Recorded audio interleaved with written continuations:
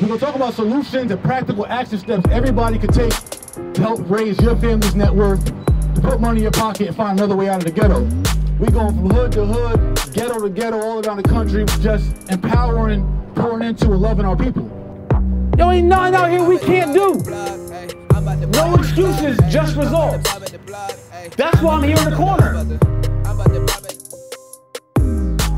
So, I want to talk about why we're here and why I'm here, right? So, I'm going to break it down real simple for us like this.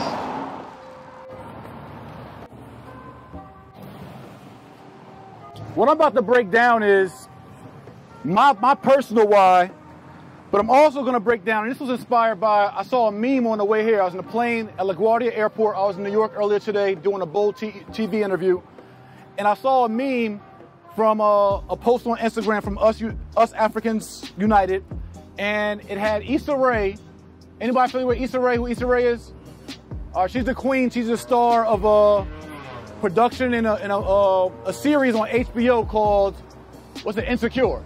All right, called Insecure. She started with a blog on YouTube called Awkward Black Girl, kept all her writing rights, kept her production rights, and brought it to HBO several years later, right? And during the Emmys, Issa Rae was at the Emmys, and they asked her, they said, Issa, who you going for at the Emmys? She said, everybody black? And so the racists decided to call her racist for saying that she's supporting everybody black. And I know as myself, as a leader and someone that's very pro-black, very vocal about the advancement of our community, I know for many of you who are tiptoeing and teetering on that line of wanting to be active and supportive of our community repair and advancement, you get a lot of backlash because when you're being a little too pro-black or a little too black, it seems like you yourself might be becoming racist or having some kind of racist behavior. So what I want to do, and I encourage Facebook to share the hell out of this, and I asked on my Instagram and I encourage all of you and my Instagram followers to tag all the blogs, tag my brother Raspy Rolls, tag the 17th Soldier, tag Baller, Shave Room, Media Blackout USA, Famous, all of them. I want to give us a simple message that we can carry with us for the rest of our lives so our people have actually advanced substantially. And so what that message is and why this is my why, and I asked for my solution book because I break this down in my book, The Solution. But I know many times when you want to hide something from us, you got to put it in a book. And so I want to make sure that we see it outside the book. And so what these three phases represent is our experience as Africans in America. Some of us could consider us the indigenous Americans or a mix between. I don't care how you want to name it, the Moors, whatever, I don't care. I don't want to argue about title right now. But our people. So what I want to talk about and why we're here in this corner today and why I left a budding career as a celebrity realtor in New York City working for the largest luxury real estate company in the world, Sotheby's International Realty, why I left them to go into my own brand and my own company to follow my own heart and my own message, and why I'm so passionate about what we do is because of this. When you look at these 300 on average years that our people have been in this country, captured and brought here, we're going to talk about, and again, I'm not an English major. My people didn't invent English. We invented arithmetic. I'm a math guy, I'm a numbers guy, so part of my spelling in advance. But I want y'all to get the message. So when we talk about our experience here, we're talking about all the D's, right? We're talking about deculturalization, meaning our culture was stripped from us. Everything that we knew of ourselves was taken from us, right? And so we're also going to talk about not just deculturalization, but denationalization, dehumanization. We're going to talk about our families being broken apart. We're going to talk about it being illegal to read and write, to own land, businesses, right? All the suffering that we went under our genocide, under our Holocaust, under our enslavement. I'm not saying it to go back into the old problem thing. We're going to talk about solutions. What I'm saying is that our people suffer something that no other people in recent civilized nations have suffered. But here's the key thing. Out of all this deculturalization, denaturalization, dehumanization, I'm talking about, they broke us down to the core. I'm talking about take your wife from you right in front of you and watch her get murdered. Watch her slit her stomach open and your baby fall out. Watch her be raped. Take your son from her. Watch your son be molested. Watch him be sold off until... I'm talking about everything that can break you as a human being. I mean, down there, you just feel like you're just nothing. And just discovering it for 300 years as chattel property. Broke us all the way down. No, you can't read. No, you can't have no religion. Here, take our religion. No, you can't write. No, you can't own no land. No, you can't own no businesses. No, you can't have no wealth. You better not have no money. This is what our people suffered for over 300 years. But here's the kicker, though. After that, and through our quote-unquote emancipation, I'm not going to get into how the 13th Amendment said slavery is only abolished unless you commit a crime, and slavery still exists if you commit a crime through these biased policies and biased policing and targeted laws. I ain't going to talk about that right now. But even after this 300 years of this oppression, of this genocide, of this Holocaust, when we got emancipated, nearly 5 million African people in America, they said, it's like, I need 3 volunteers. I need 5 volunteers. Anybody? Real quick, please. Come on, King. Come on, King. Come on, Queen. All right, I need y'all 3 over here. Y'all 3. I need 3 over here, and I need 2 over here. I need 1 more over here with me, please. All right, come on, King. All right, y'all come a little closer. Y'all a team, or y'all a race, okay? We a team, we a race. So now our team gonna go beat the hell out of them. We're gonna strip them down. We're gonna take everything from them, all their resources, all their money, all their words, their language, their culture. Oh yeah, our language too. Language, religion. We're gonna take everything from them, right? For a minute. But then we're gonna tell them, all right, y'all can get up now. We equal. But listen, in this we equal, we're not giving y'all back none of y'all resources, none of y'all land, none of y'all culture, none of y'all self-esteem, none of y'all pride, none of y'all dignity. We're not going to give y'all none of that. We just equal now. Because we said so. What I'm saying is, I struggle with it, and I know y'all struggle with it. We struggle with how do we be still operating in society as just regular people, but be intentional about repairing our people and not sounding and looking crazy or looking like racist, like we wrong. We can never be wrong for saying I'm rooting for the black person when the black person never got rooted for. We can never be wrong about saying I don't care if it's a U.S. Olympic race, I don't care if it's the Emmys, if it's the Oscars, I'm always rooting for the black person. Because y'all ain't never root for us. Y'all didn't make it equal, so it's up to us to make it equal. No one ever repaired us. After all of this damage, this psychological, physical, emotional baggage, trauma, and damage, no nation on earth fought on our behalf to say, hey, America, American corporations, American government, y'all need to repair them people y'all effed up. Nobody did that. Instead, what they did, they brought us out of our quote-unquote emancipation right into Jim Crow. And I don't care about the segregation, black-white fountains. I'm sure that was a smack in the face. What I'm talking about is black codes, laws that were created called vagrancy tactics, where you couldn't be homeless. It was a crime to be homeless.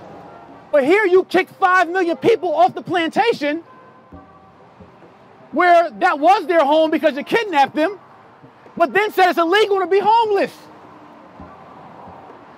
So if you committed a crime through the 13th Amendment, then that means you go back to jail, which they invented the convict leasing system. So if you were a convict convicted of a crime, they could lease you back from the prison back to the plantation. Where it was illegal to be out past 6 at night. It was illegal to walk on the wrong side of the train tracks. These were real laws in the South Carolina slave code. So you brought us out of all of this, and instead of repairing us, instead of giving us 40 acres and a mule, instead of giving us any kind of resources to get a real head start at life, after we couldn't read for 300 years, after you broke up our families, we didn't even know how to parent. You talking about single parent home, we didn't know how to parent. You broke us down. But then you complain about who we are. And then when we're intentional about going out and saving and repairing ourselves, we're called black militant revolutionary racists for going to pick up the slack of what your people didn't do. After they benefited off of our labor of building the White House, our labor of building up all these towns and cities. We did that. So when you talk about black codes, convict leasing, the bombing and massacre of Tulsa, Oklahoma, Black Wall Street, and in Richmond, Virginia, Salem, North Carolina, and other smaller plots of lands and communities that were all raped and robbed and burned down. We talk about the Tuskegee experiment, literally experimenting on our people with syphilis. All this happened this next 100 years, after this 300 years. Outside of the sick and dogs in our people and fire holes in our people and segregation, it wasn't the fact that there were black schools and white schools. We could have been cool with the black schools. The segregation wasn't the problem. The problem was y'all segregated us, but y'all had all the resources. So if you want to be black and white, cool, but give us the same damn books. Or allow us to create our own curriculums and our own books without burning us down every time we come up. They put us in a super catch-22. If y'all ask for something, oh, y'all being beggars. Y'all gonna do for self, or we gonna take that shit. Or we gonna burn it down. What's a man to do? So what I'm saying is, reiterating my initial point for all of us, grassroots level, social media level, blogging level, is that we can never be racist. We can never be wrong. You are never wrong for being intentionally black and intentionally having black love and black repair and black power. You can't be wrong. All we trying to do is give power to the powerless that they created powerless. Then we went through all of this, like the Move family bombing in Philly. They literally dropped a bomb on a family in Philly called the Move family. They dropped a bomb on them because they were teaching their own kids their own thing and they were revolutionaries. Go Google it. There's so much history we don't even know about what was done to us while we go blame ourselves for the condition that we're in, but we don't really know the timeline of what really happened. So then we come out of the Jim Crow like, oh shit, we made it. All to go into the mass incarceration era, until the war on drugs era, redlining. They want to say, why are we in the ghettos in Chicago and all throughout the country and so much crime happening? You want to know why? Because when we had our own land, the KKK, supported and aided by this government, ran us off our land. The government literally put red lines around the map and said all the blacks go here. They literally put us into ghettos through an act called redlining. That's how we got into the ghettos and the projects. They created it and put lines on maps and pushed us here. So if you put poor people who you took their resources, allowed them not to be educated, and then forced them all to one area, what's going to happen? There's only 4 things that anyone can do in any human society. 4 things.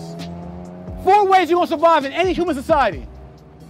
You're either going to own businesses and land. You're going to be the owner of business or land. You're going to work for the owner of businesses and land.